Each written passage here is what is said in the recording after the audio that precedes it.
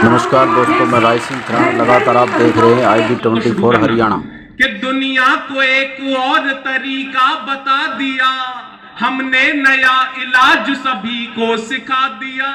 तुम टेक्नोलॉजी नई हमको न सिखाओ, थाली बजा के हमने कोरोना भगा दिया। ताली बजाओ मिलके सारे जोर जोर से।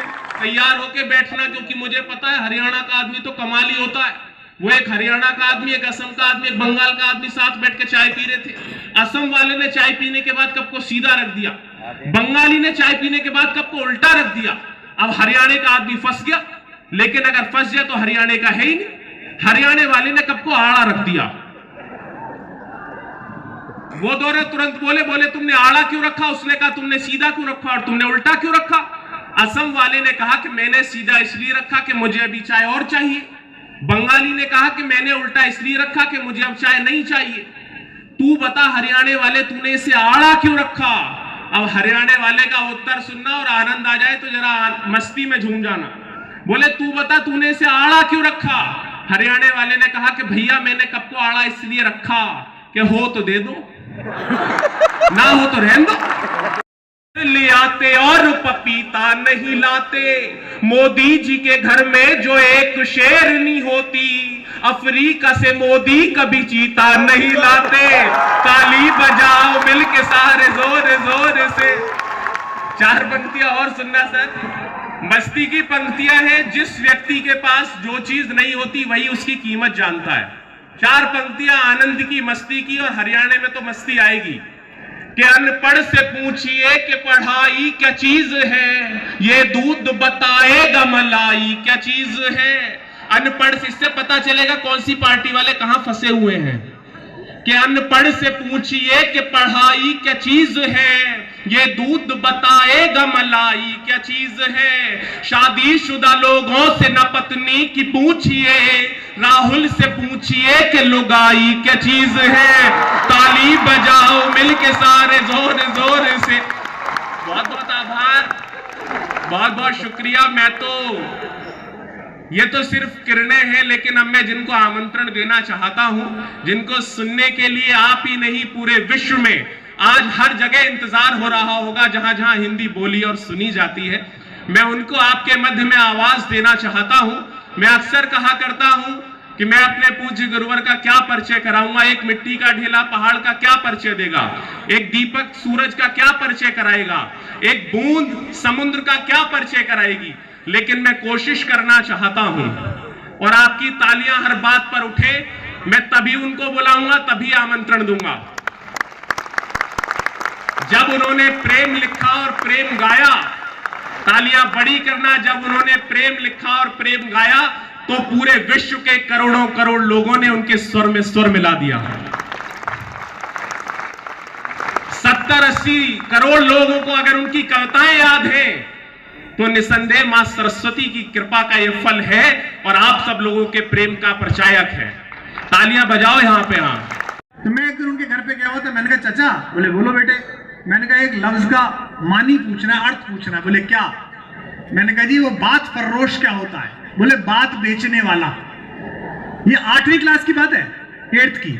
अभी हमने अपने पिताजी का 80वां जन्मदिन मनाया, सारे भाइयों ने मिलकर। तो शहर भर के लोग आए, उनके पुराने शिष्य आए, बहुत सारे लोग आए। तो शीशपाल गुरुजी आए, तो मैंने उनके पैर छुए। तो वो किसी से कह रहे थे, बोले भाई मैं 8वीं में कहता था इसके बारे में, बात फरोश है, बात बेचता, पर इतनी पता नहीं थी कि 20-20 लाख की बिकेगी। बहुत अच्छे भाई, वाह, जिंदाबाद।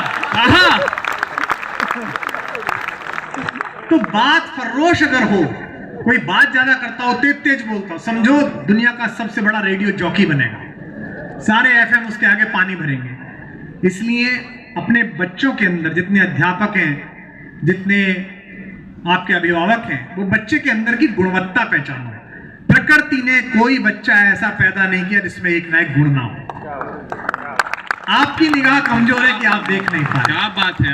आपकी समस्या यह है कि आप इंजीनियर नहीं बन पाए थे, अब आप इंजीनियर बनाना चाहते हो। इसे मार मार के मत बनाओ। ये क्या पता इंजीनियर की बजाय क्रिकेटर बनना चाहता हो, क्या पता वीरेंद्र सहवाग बनना चाहता हो। और जो काम करो बेटा, मैं ये नहीं कह रहा कि तुम पढ़ो ही ज्यादा, मैथमेटिक्स ज्यादा पढ़ो कि साइंस ज्यादा पढ़ो कि कॉमर्स, लेकिन करना पूरे मन से। अब एक किस्सा सुनाता हूं तुमको। महाराष्ट्र में एक प्रोफेसर साहब थे जिनका नाम था डॉक्टर रमेश। वो मराठी पढ़ाते थे बॉम्बे कॉलेज में। उनका छोटा वाला लड़का 10वीं में फेल हो गया। किस लिए? क्योंकि वो पढ़ता नहीं था, दिन भर सामने के मैदान में जाके क्रिकेट खेलता था। वो बड़े दुखी हुए, प्रोफेसर का लड़का 10वीं में फेल हो गया। लेकिन उस लड़के ने अपने पिता से कहा 12वीं करके कि साहब मेरे को यही काम करना है।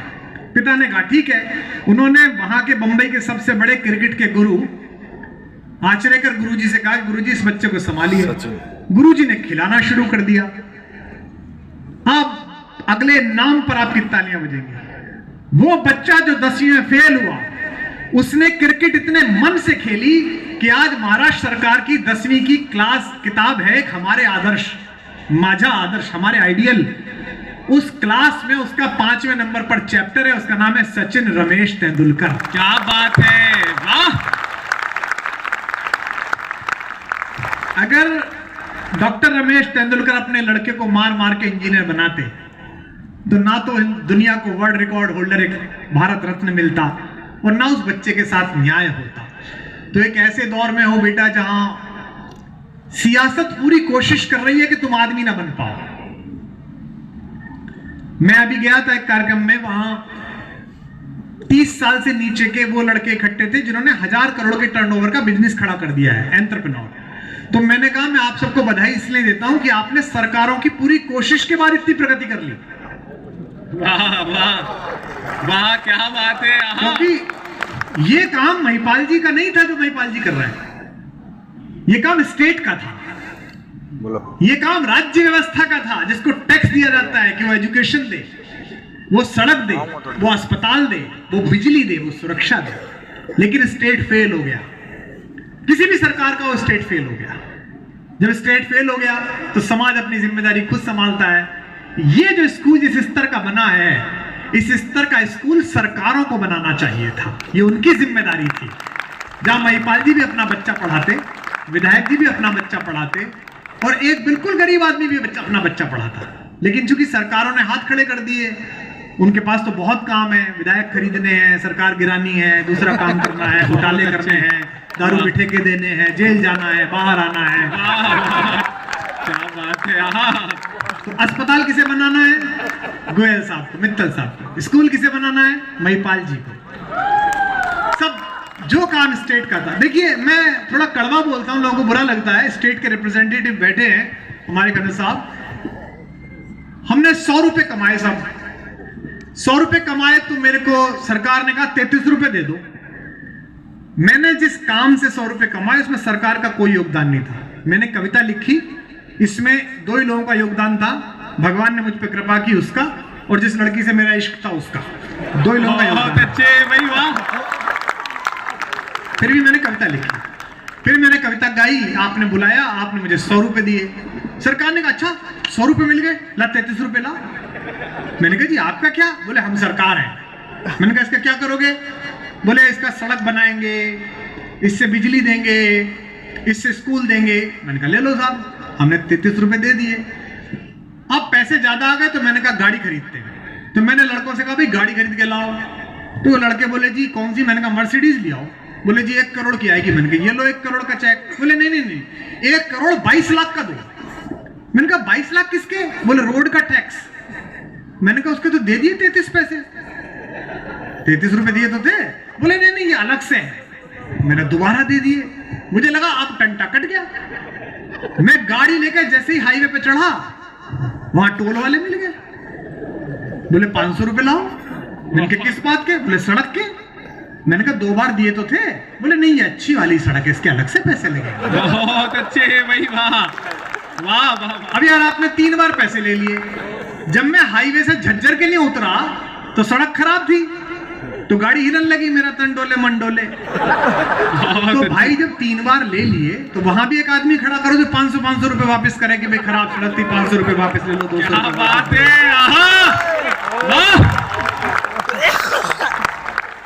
लेकिन नहीं, वो तुमसे तुम्हारा पैसा लेंगे, बदले में कुछ नहीं करेंगे। इसलिए तुम्हें खुद करना है। शेर सुनिए राहत भाई का, तालियां बजाना। न किसी राहबर न रह गुजर से निकलेगा, मेरे बेटों और मेरी बेटियों, न किसी राहबर न रह गुजर से निकलेगा, हमारे पांव का कांटा हम ही से निकलेगा। वाह! जब महाभारत का युद्ध चल रहा था आपके इसी कुरुक्षेत्र में, हरियाणा की विशेषता है, देखो हरियाणा का आदमी युद्ध में कितना मजा लेता है। मतलब सारी लड़ाई यही होती है आपके। बहुत अच्छे। भगवान कृष्ण को जब प्रेम करना था तो यूपी में किया, जब राज्य चलाना था गुजरात मॉडल तो द्वारिका चले गए, और जब लठ बजवाना था बहुत अच्छे भाई, वाह! बोला चलो हरियाणा वही बाजेगा भाई। अच्छा, इनकी इतनी रुचि है हरियाणा वालों की लड़ाई में कि ये खुद ना लड़े तो ऑडिटोरियम किराए पे दे देते। बहुत अच्छे भाई, वाह! पानीपत में 3 बार किराए पे दे दिया, खुद का कुछ नहीं था। बोले भाई लड़ोगे? बोले हाँ जी। बोले मारे आ जाओ भाई लड़ बजना। बहुत अच्छे। भाई लट बजना चाहिए। मतलब यहाँ के आदमी से बस अड्डे में पूछो, बोले भाई साहब क्या बजा? बोले लट बजेगा। बोले घड़ी में पूछ रहा हूँ। बोले घड़ी में बजा, 2 घड़ी में बजेगा लठी भाई। तो इतनी ज्यादा इसी कुरुक्षेत्र में जब युद्ध चल रहा था तो आप सबको पता है कि अर्जुन अलवर की तरफ निकल गए अचानक, पीछा करते करते एक योद्धा का, और उसी दिन चक्रव्यूह रचा दिया कौरवों ने। आप सबको पता है बेटा, जितने बच्चे बैठे, कितने बच्चों को पता है चक्रव्यूह? कम को पता। महिपाल जी मुझे लगातार बुलाया करो और इस बार 2-3 दिन के लिए बुलाओ, अपने अपने राम कराओ, सारों को इकट्ठा करो, सबको मैं 3 दिन में तैयार कर दूंगा, इनके प्रश्न उत्तर भी कर दूंगा जितने चाहिए। तो बेटा जब लड़ाई चल रही थी तो अभिमन्यु सबसे प्यारा था कृष्ण को। कृष्ण ने बेटे की तरह पाला था, 16 साल का था, तो बहुत जबरदस्त फाइटर था। तो कौन तोड़े चक्रव्यूह, कौन तोड़े, किसी को पता ही नहीं था, केवल अर्जुन को पता था। तो अभिमन्यु ने कहा कि मामा मुझे पता है कि कैसे टूटेगा। बोले तुझे कैसे पता है? बोले जब मैं गर्भ में था तो पिताजी माताजी को बता रहे थे, सुभद्रा को, और मैंने सीख लिया था, लेकिन माँ मेरी सो गई थी तो मुझे यह याद नहीं निकलना कैसे है। तो भीम वगैरह बोले कोई बात नहीं, एक बार तू तोड़ दे बेटा, निकाल तो हम लाएंगे तुझे। जो होते हैं बड़ों का होता है, अभी सारे एक साथ लग जाएंगे। तो बोले तय हो गया जी, अभिमन्यु तोड़ेगा। अब मैं जो तुम्हें बात बताने जा रहा हूं वो तुम्हारे आशीर्वाद के लिए, जितने बच्चे बैठे हैं मैं उनसे मुखातिब हूं, मैं उनसे एड्रेस दूं। तो सबके पैर छू रहा था अभिमन्यु, सबने कहा जीते रहो बेटा, जीते रहो बेटा, जीते रहो बेटा। जैसे ही मामा के पास आया, मामा के पैर छुए तो मामा ने उसे कलेजे से लगा दिया और कहा यशस्वी भव, तुम्हारा यश बहुत बड़ा हो। उनकी आंख भीग गई, उन्होंने भेज दिया। यह दृश्य द्रौपदी ने देख लिया। जब अभिमन्यु चला गया तो द्रौपदी ने कहा कि कन्हैया मुझे सच सच बताओ, आज शाम को क्या होगा, अभिमन्यु के साथ क्या होगा? तो कृष्ण बोले कि मुझे पता नहीं, युद्ध का मुझे कैसे पता चलेगा? तो उन्होंने कहा नहीं, सबने मेरे बेटे को जीते रहो बोला, तुम ही अकेले थे जिसने यशस्वी रहो बोला, जीते रहो क्यों नहीं बोला? जो उन्होंने बात कही वो मैं तुम्हें आशीर्वाद देता हूं। कृष्ण ने कहा, कृष्णा हे द्रौपदी, मैं नहीं जानता कि आज अभिमन्यु जीवित बचेगा या मारा जाएगा, लेकिन मेरी शिक्षा पर मुझे भरोसा है। मैं ये जानता हूं कि महाभारत के युद्ध का इतिहास जब भी लिखा जाएगा, अभिमन्यु सबसे सफल योद्धाओं में शुमार किया जाएगा। क्या बात है, वाह! तो जरूरी ये बात नहीं है कि तुम कांस्टेबल बने कि कप्तान बने, जरूरी यह बात नहीं है कि तुम प्राइमरी स्कूल के टीचर बने कि विश्वविद्यालय में असिस्टेंट प्रोफेसर बने, जरूरी यह बात नहीं है कि तुमने वार्ड का चुनाव जीता कि तुम देश के प्रधानमंत्री बने।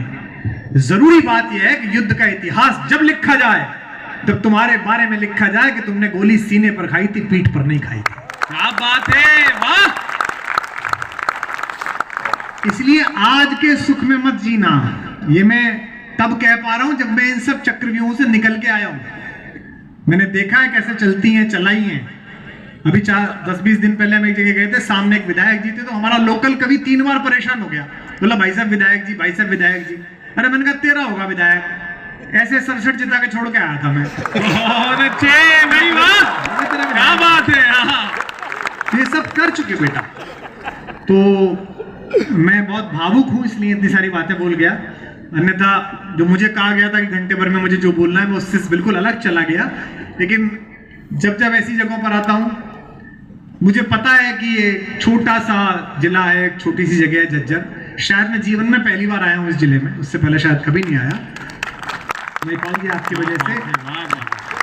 लेकिन 12-13 प्रोग्राम कैंसिल करके आपसे बात करने का मन इसीलिए था कि चंडीगढ़ में, कलकत्ता में, दिल्ली में, बेंगलोर में जहां बुकिंग थी वहां हमको धन सुनता है, हरियाणा की इन छोटी जगहों पर हमको मन सुनता है। क्या बात है भाई, वाह वाह वाह वाह वाह। वहां तो लोग आते हैं 5,000 रुपए का टिकट लेते हैं, 10,000 रुपए का टिकट लेते हैं, एंजॉय करा चले गए। लेकिन यहाँ मैं जानता हूं कि ये जो 2-4 हजार 5,000 बच्चे बच्चियां हैं, ये जीवन भर इस शाम को याद रखेंगे कि कुमार विश्वास आए थे, उन्होंने हमसे ये बातें की थी। और बेटे एक चेहरा तुम्हें याद दिलाता हूं, तुम भूल गए होगे। 12वीं करके केरल का एक लड़का एनडीए में सेलेक्ट हो गया। आप लोग बहुत तैयारी कराते हैं सीडीएस की। हरियाणा को इसलिए भी थोड़ा सा अतिरिक्त मेरा मन होता है आने का। आपको और राजस्थान को इस बात का गौरव हासिल है कि भारत माता की सीमाएं जब भी कभी सर मांगती हैं तो पहला सर आपकी ओर से चढ़ाया जाता है। क्या बात है, वाह वाह वाह वाह वाह वाह। डीसी साहब खुद फौज में रहे हैं।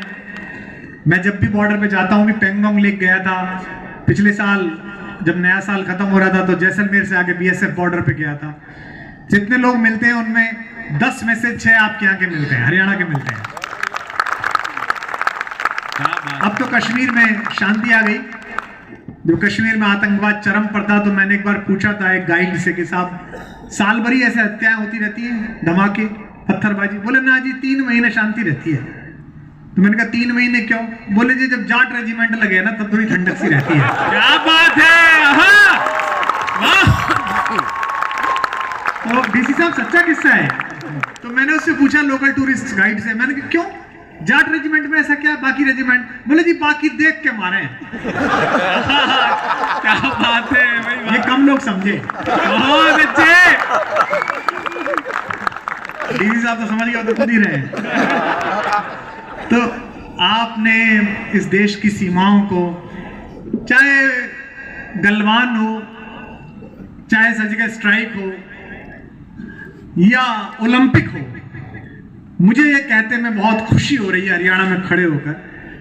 अगर साल में 10 बार तिरंगा ऊंचा उठते हुए टीवी पर देखते हो तो उनमें 5-6 बार हरियाणा वालों की वजह से देखा जाता है। क्या बात है भाई, वाह वाह वाह।